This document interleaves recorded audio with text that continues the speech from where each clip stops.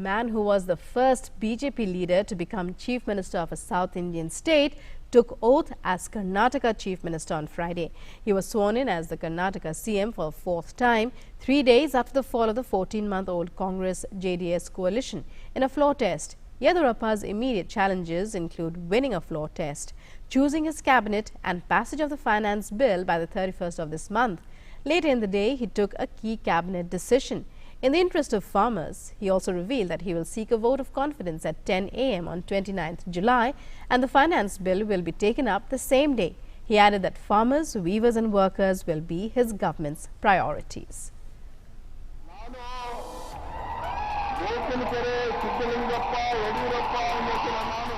That's how the Natak in Karnataka ended. B.S. Yediyurappa took oath as Karnataka Chief Minister for the fourth time on Friday evening. Governor Vajubhai Vala administered oath of office in secrecy to him at the Raj Bhavan. Yediyurappa took over the reins of the state 3 days after the fall of the Congress-JDS coalition government that failed to clear the floor test in Karnataka Assembly. Amid fast-paced developments, Yediyurappa met the governor, staking claim to form the government and requesting him to hold his oath-taking ceremony on the same day. The governor invited him to form the government.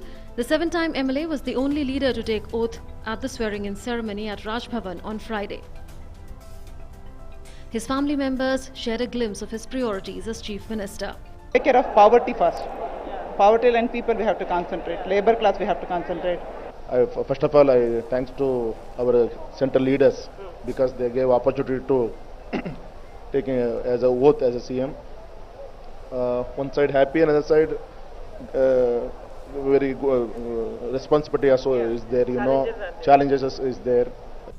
After the May 2018 Assembly polls too, Yediyurappa became the Chief Minister, but his term was quite short-lived. It lasted nearly 48 hours. He had resigned before the trust vote in the Assembly, after which the Congress-JDS coalition came to power, which collapsed after 14 months due to rebellion within the two ruling parties.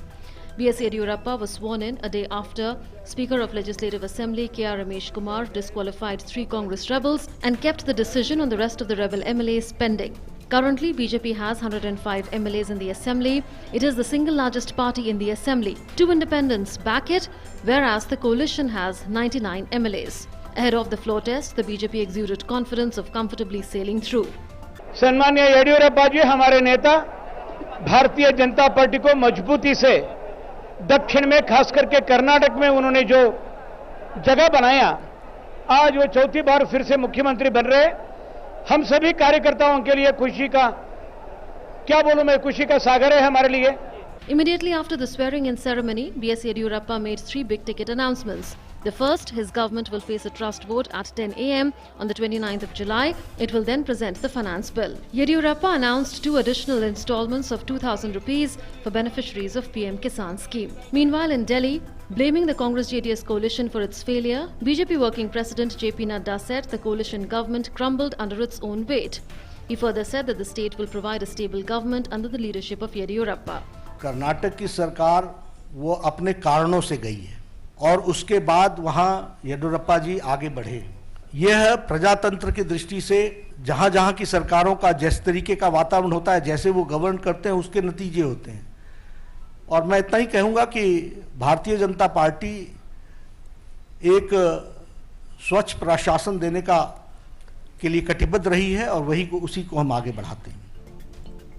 The main challenges that the newly elected Chief Minister of Karnataka, B.S. Yediyurappa, will have to face include proving his majority in the Assembly, choosing his cabinet and conducting by-polls on the recently vacated seats. Other important challenges will be providing clean governance and finding a solution for distressed farmers. So once again the lotus blooms in Karnataka and Karnataka once again becomes the fort for BJP in the south. B.S. Yediyurappa, now once again forming the government and leading the state as the Chief Minister, has promised that he will not indulge in vengeance politics and he will bring the state on the map of development. For Yediyurappa, this vision and task becomes easy since the government in the center, led by Narendra Modi, will be all willing to put in all the efforts to bring all the welfare and flagship schemes for the welfare and betterment of the state.